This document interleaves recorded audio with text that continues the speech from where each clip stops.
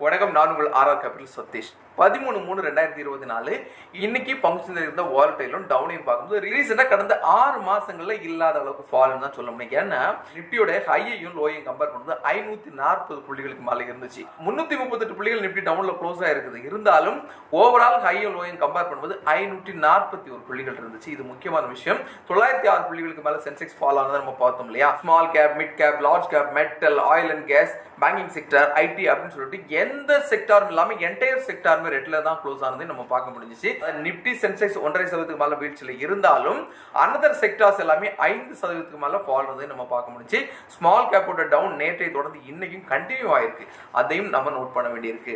அடானி குழும ஸ்டாக்குகள்ல பெரும்பான்மையான செல்லிங் இருந்துச்சு. 7ல இருந்து 10% வரைக்கும் இன்னைக்கு அடானி குழும ஸ்டாக்குகள்ல ஹெவி செல்லிங் இருந்துச்சு. வாலடைல் இண்டெக்ஸ் 5% அப்சைட்ல போயிருக்கு. இதை முக்கியமா நீங்க நோட் பண்ணிக்கோங்க. வாலடைல் இண்டெக்ஸ் அதிகரிக்க மார்க்கெட்ல வாலடைல் அதிகமாகும். மார்க்கெட் டவுன் போறதுக்கு இது ஒரு வாய்ப்பா இருக்கிறதுக்கும் வாய்ப்பு. அடுத்து பாத்தீங்கன்னா முக்கியமா நிப்டி சிபிஎஸ்இ இண்டெக்ஸும் இன்னைக்கு 5% மேல ஃபால் ஆயிருக்கு. இதையும் நோட் பண்ணிக்கோங்க. இன்னைக்கு குறிப்பிடத்தக்க அளவுல பாத்தீங்கன்னா ஐடிசி மட்டும் தான் 4% மேல பாசிட்டிவா இருக்காங்க. எல்லாத்துக்கும் நேற்றைக்கு 0.9% ஸ்டேக் ஐடிசி சேல் பண்றதா ஒரு தகவல் கொடுத்திருந்தாங்க. இருந்தாலும் இன்னைக்கு அந்த ஸ்டாக் 4% மேல பாசிட்டிவ் இருந்துச்சு. ஐசிசி பேங்கும் கொடாக் மஹிந்திரா பேங்கும் சொல்லிக்கிற மாதிரி ஓரளவு பாசிட்டிவ் இருந்ததையும் பார்க்க முடிச்சு. ஆல்டு வேடா பார்க்கும்போது உலக அழுத்தம் இங்க இருக்கு அப்படிங்கிற மாதிரி தான் தோணும். இன்னொரு முக்கியமான விஷயமா என்னன்னு பாத்தீங்கன்னா அமெரிக்காவோட சென்ட்ரல் பேங்க் வட்டி குறைப்பா அடுத்த 3 மாசத்துக்குள்ள கொண்டு வரதுக்கு வாய்ப்பு இல்லை அப்படிங்கிற மாதிரி ஒரு ரூமர் இருக்கு. அதனுடைய தாக்கமும் இங்க இருக்கு அப்படிங்கிற மாதிரி தான் நமக்கு தோணுது. இன்னும் முக்கியமா சொல்லணும்னா இந்தியால இன்னைக்கு நடந்த செல்லிங்கை பார்க்கும்போது எஃப்ஐக்கள் அதிகப்படியான பணத்தை வித்துட்டு வெளியில கொண்டு போறதுக்கு வாய்ப்பு இருந்திருக்க மாதிரி தெரியுது.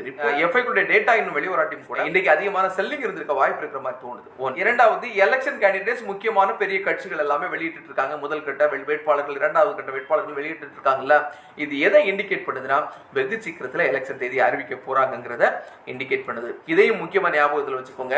இதெல்லாம் தாண்டி State Bank of India electoral bond ரிப்போர்ட்டை உச்சநீதிமன்றத்தில் சப்மிட் பண்ணிட்டாங்க.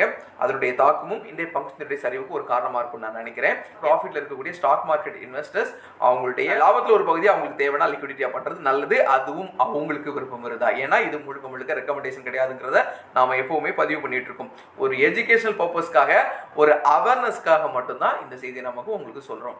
இன்றைய பங்குச்சந்தை சார்ந்த செய்திகள் மற்றும் தகவல்கள் உங்களுக்கு தெரிவிச்சுக்கிறேன். இந்த செய்திகளும் தகவல்களும் உங்களுக்கு பயன்படும் நினைக்கிறேன். எப்பவும் சொல்ற மாதிரி தான் பங்குச்சந்தை, மியூச்சுவல் ஃபண்ட், ETF போல வெறும் ₹100 கூட முதலீடு செய்ய முடியும். இந்த மாதிரிப்பட்ட எளிய முதலீடுகள் இருக்குங்கிறது எல்லா மக்களுக்கும் தெரியணுங்கிற நோக்கத்தில் தான் இந்த செய்தி தொகுப்பு உருவாக்கப்பட்டிருக்கு. இந்த மாதிரி மார்க்கெட் பெரிய அளவில் ஃபால் ஆகும்போது இந்த பையிங் ஆப்பர்ச்சுனிட்டியா பயன்படுத்த வேண்டியது உங்களுக்கு விருப்பம் இருந்தால் மட்டும். நன்றி.